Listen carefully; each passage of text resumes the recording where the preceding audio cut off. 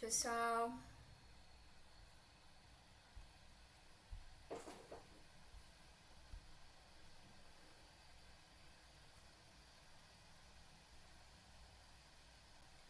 Boa noite. Sejam bem-vindos. Super feliz de poder estar aqui complementando ali o que a gente falou no último encontro com o Clock.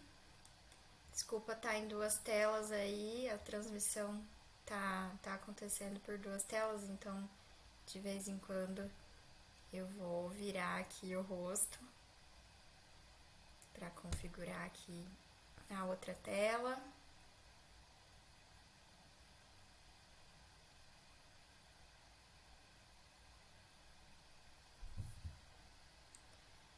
Esperando o pessoal entrar, esperar mais uns 5 minutinhos aí para vocês entrarem.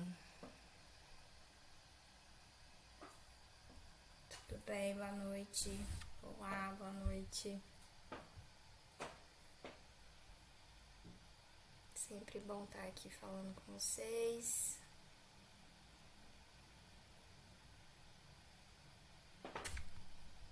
Mais um minutinho para todo mundo se organizar. Hoje a gente vai falar de workflow de contratos, ainda na mesma linha aqui do que a gente vem falando em LegalOps.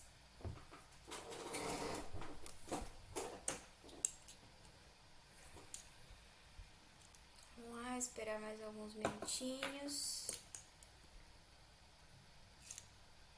Pessoal que tava no Clock, no evento do Clock na semana passada, pra gente destrinchar esse assunto aí de workflow de contratos. Vamos lá?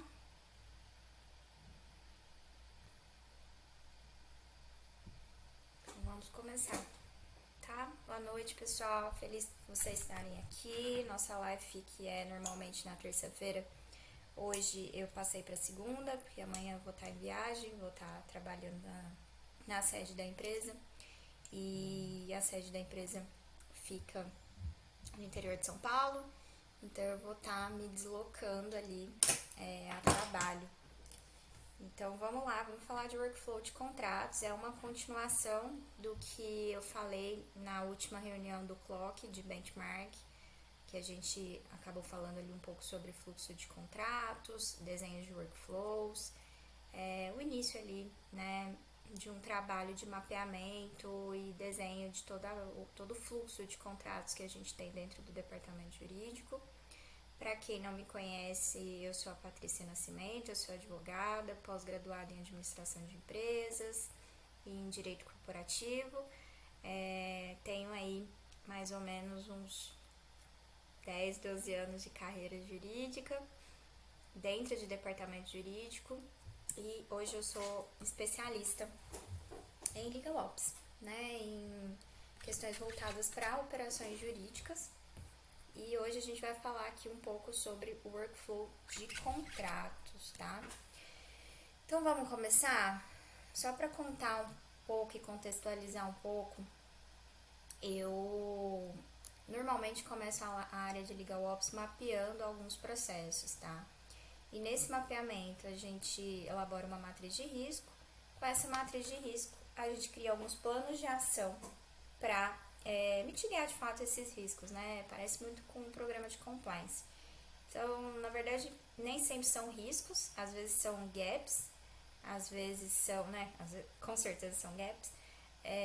Na maioria das vezes também ineficiências jurídicas variadas, né? Ineficiências não necessariamente jurídicas, né? Mas operacionais também variadas. E em cima disso, normalmente a gente monta um plano de ação, um plano de inovação que pode durar aí vários anos.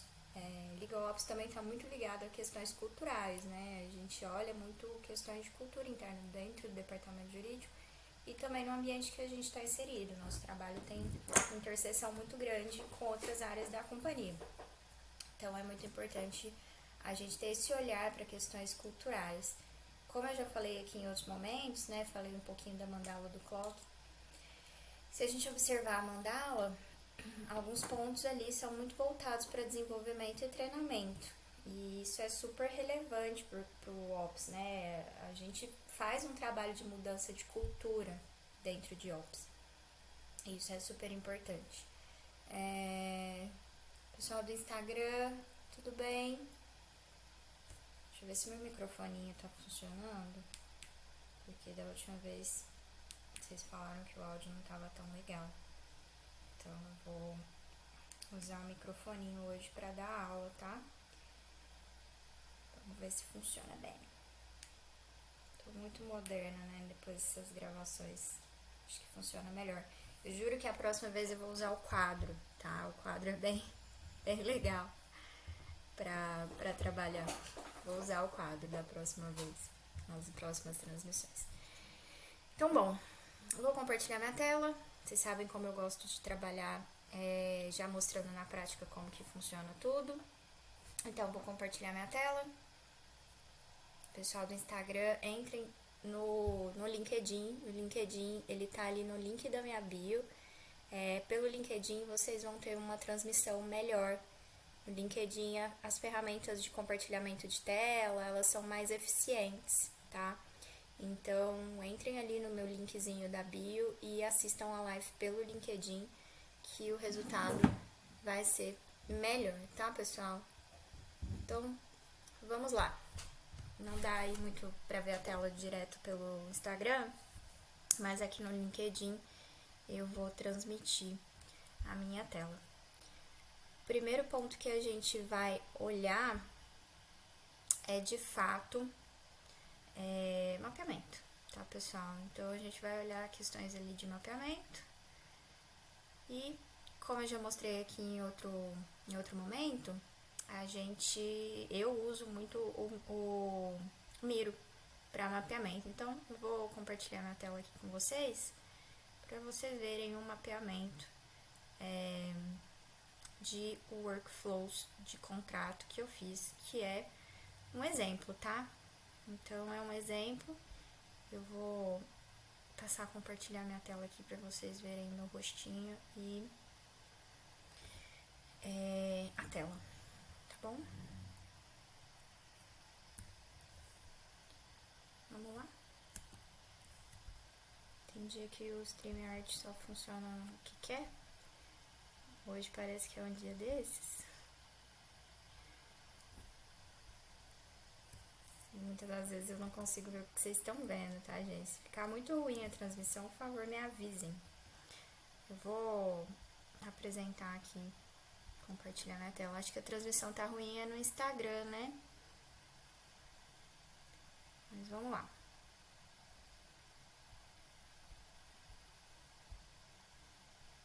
Acredito que vocês já estejam vendo a minha tela.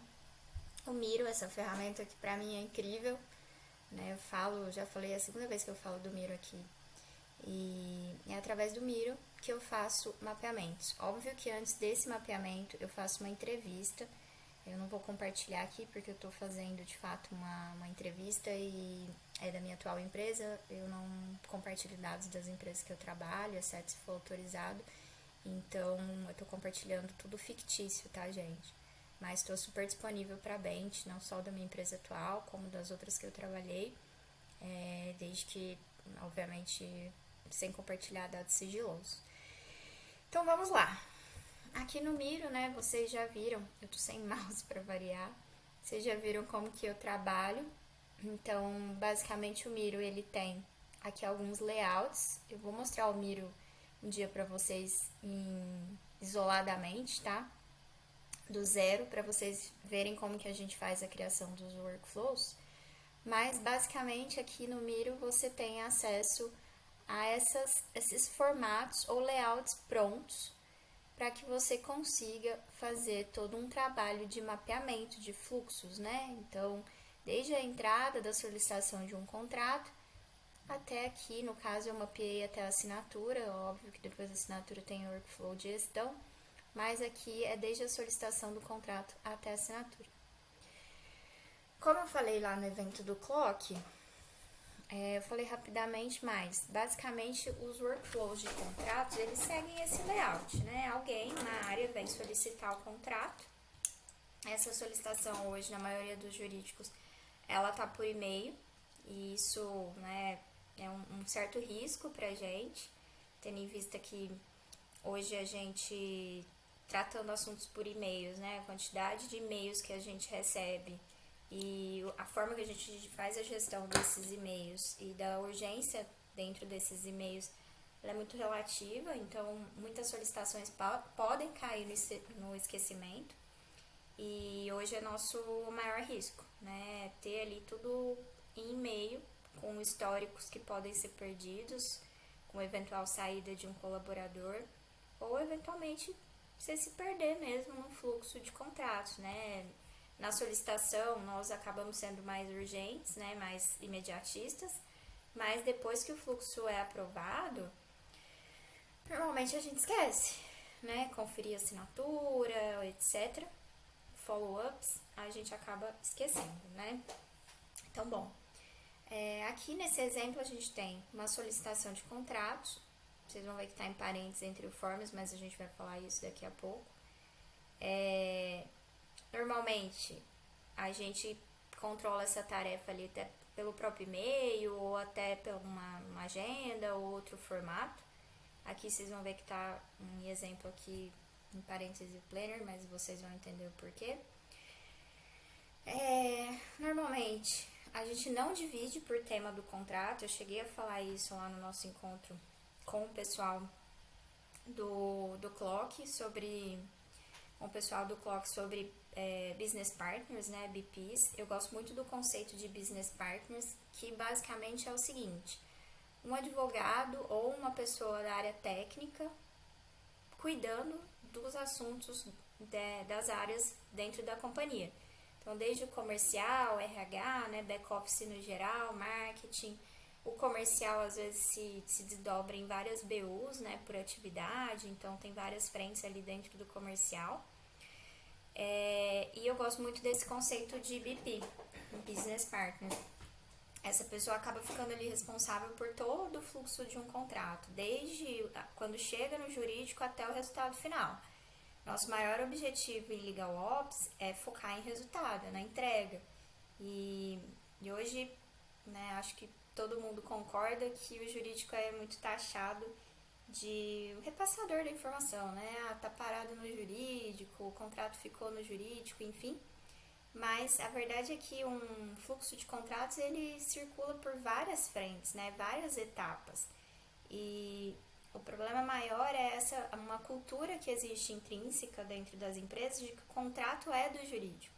E a cultura do próprio advogado de repassar e não olhar o resultado final.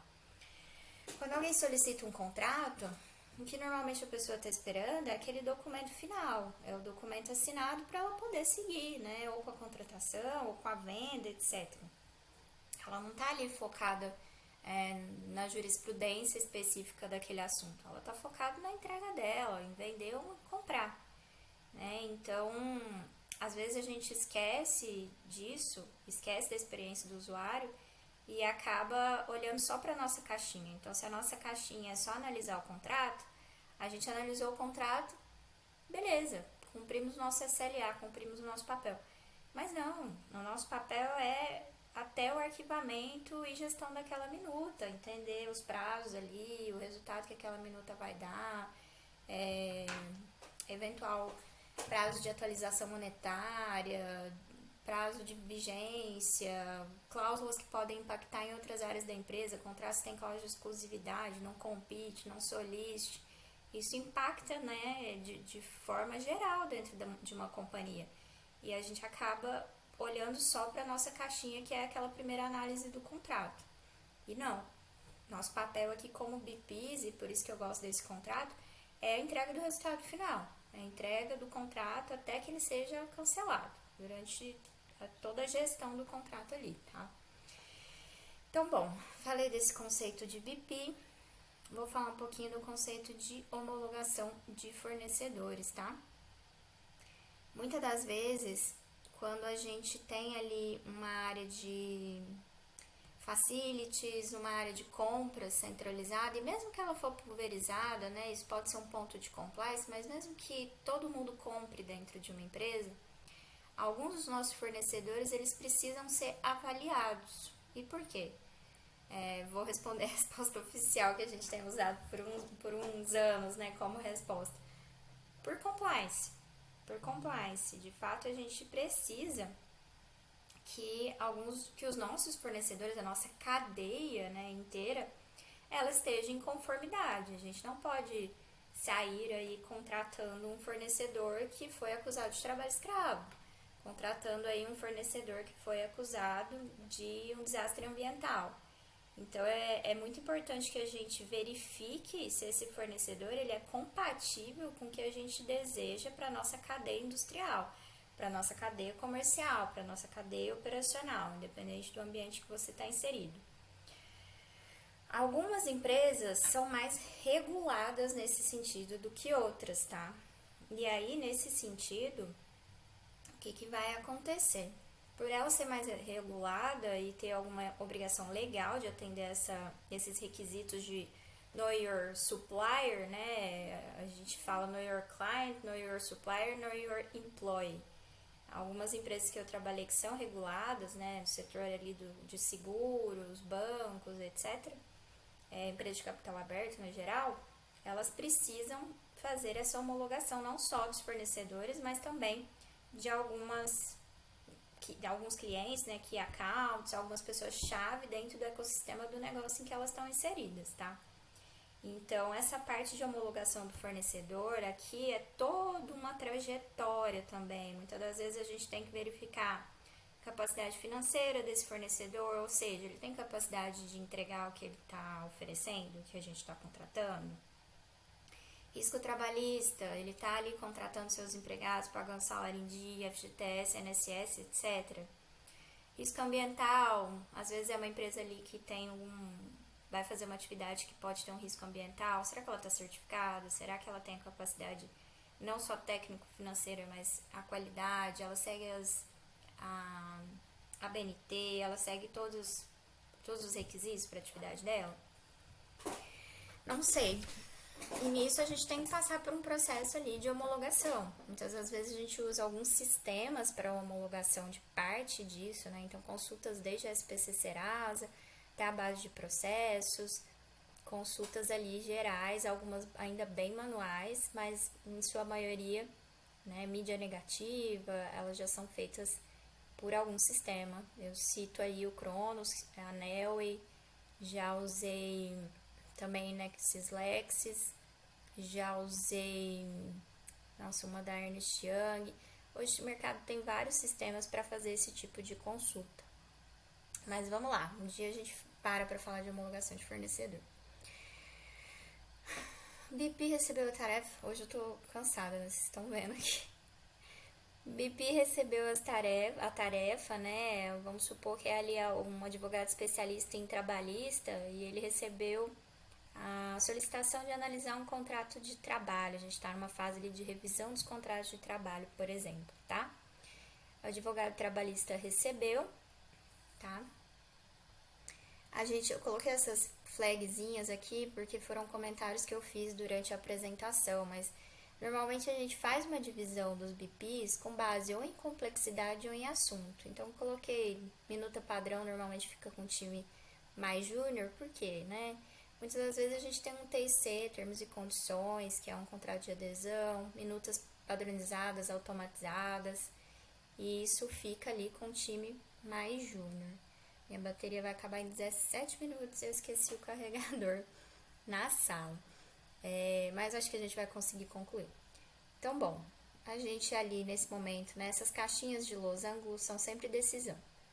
Se a minuta é padrão, o termo TIC, normalmente os prazos são menores, tá? Minuta padrão 3 dias, TIC às vezes já é menos ainda, né? A gente já automatiza esse fluxo para a área mesmo mandar para assinatura.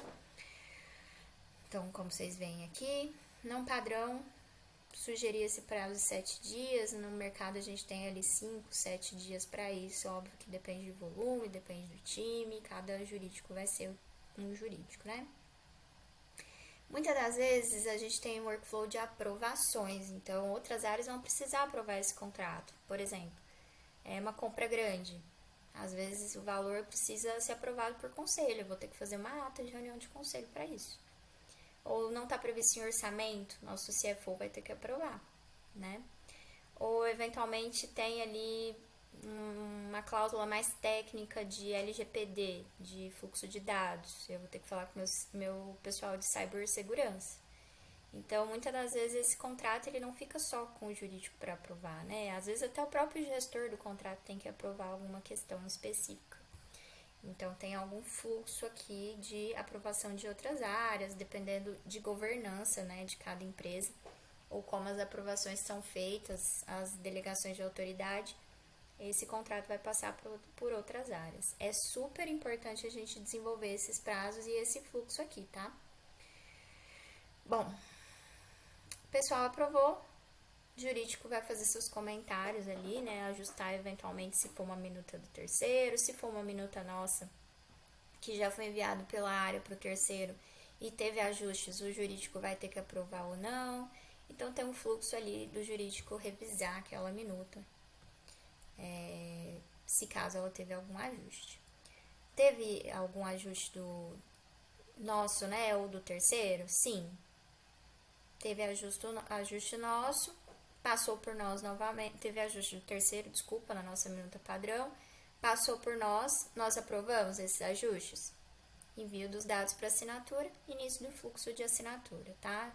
Seja digital, seja físico. Acho que a maioria hoje já usa sistema de assinatura digital, o custo é muito bom e o físico a gente tinha um risco enorme de perder o controle, do contrato não ser assinado, etc. Então hoje acredito que a maioria dos jurídicos usa sistemas de assinatura digital, tá? Finalizamos com a assinatura. Ciclo de vida tem, né? O contrato tem um fluxo próprio, nós vamos falar isso depois, tá bom? Eu vou parar aqui o compartilhamento rapidinho para mostrar para vocês o que eu imagino que vocês têm mais curiosidade, que é como criar o fluxo ali dentro da Microsoft. Quero dizer que eu já usei o Google, tá? Não tenho nada contra, mas eu vivo dizendo que a Microsoft ela é uma ferramenta incrível e nem preciso dizer, né, o quanto sou fã ali da Microsoft. Vamos lá, eu vou apresentar agora o fluxo pelo uma ferramenta da Microsoft, tá bom, pessoal? Depois a gente pode falar de automações mais complexas, sistemas, mas o que eu encontro na maioria dos jurídicos hoje? Uma dificuldade em, de fato, trazer um pouco de automação, tirar dos e-mails e do Excel o controle de contratos. E muitas das vezes a gente não tem budget para isso, para contratar um sistema mais de prateleira, né, que a gente fala, ou um sistema mais caro ou mais complexo. E muitas das vezes sequer a nossa empresa está preparada para isso, né? Muitas das vezes a nossa empresa nem está preparada para isso e a gente precisa aculturar os nossos clientes internos a utilizar outras ferramentas de solicitação de documentos, exceto e-mail, Teams e WhatsApp. Tá? Então, vou fazer desde o começo aqui para vocês. Teams, tá? Estão vendo a minha tela aí certinho. Teams aqui. Deixa eu tirar aqui o negocinho de gravação. Workflows. Como que eu chego aqui no Workflows? Eu posso chegar tanto pela Microsoft, eu vou lá nesses botõezinhos que tem do lado esquerdo da Microsoft, não precisa ser pelo Teams, mas aqui fica mais fácil por conta da criação de equipes. E no nosso aqui Internet Explorer, você consegue acessar todos os aplicativos da Microsoft. Você vai acessar ou Workflows ou Power Automate, tá? Aqui eu já estou no Workflows. Deixa eu tirar aqui um negocinho da gravação. Nossa, tá bem fácil, só que não. E aqui a gente tem Workflows, tá? A própria Microsoft, ela sugere alguns workflows, vocês vão ver que quando vocês clicam pela primeira vez, aqui agora eu já abri, a Microsoft, ela tem sugestões de workflows, eu vou clicar em criar só para vocês verem porque nosso tempo tá um pouco curto. Mas quando você clica em criar, você vai ter acesso a vários modelos aqui de automação, inclusive por inteligência artificial, aprovação, fluxo de aprovações, etc, tá? Mas eu vou pegar um fluxo que eu já montei, quero dizer que eu montei ele do zero, tá? Eu não peguei um modelo, mas você pode se inspirar nos modelos e pensar nas ferramentas. É muito importante que você estude as ferramentas que a Microsoft tem, tá? Caso você não conheça. É o básico do Office ali, tá, pessoal? Sabendo do básico do Office, não é Word, PowerPoint, Excel, a Microsoft hoje é muito mais que isso. Você pode automar ali usando várias ferramentas da Microsoft. Espero que dê tempo de vocês visualizarem. Então, aqui a gente tem as seguintes ferramentas. O Forms, o Planner, né, que é um planejador de tarefas. O Teams, de chamada, de mensagem, desculpa. E os e-mails, tá? Como que você monta isso? Quando você cria um workflow, você clica no botãozinho criar, a ferramenta ela vai te dar a opção de você adicionar ações. Nesse adicionar ações, você pode escolher a ferramenta que você quer criar. Então, você pode colocar o Excel aqui. Quando você clica no Excel, ele vai te dar a sugestão do que pode acontecer. Então, toda vez que eu receber um Forms, vai executar um script. Atualizar uma linha. Então, por exemplo, eu quero atualizar um status. Vai atualizar uma linha com o status done. Vai atualizar uma linha com o status to do. E por aí vai. Dá para criar tabela, adicionar uma coluna, chave. Mas isso aqui não cabe muito bem nisso que a gente quer montar, tá, pessoal? Então, eu vou tirar aqui.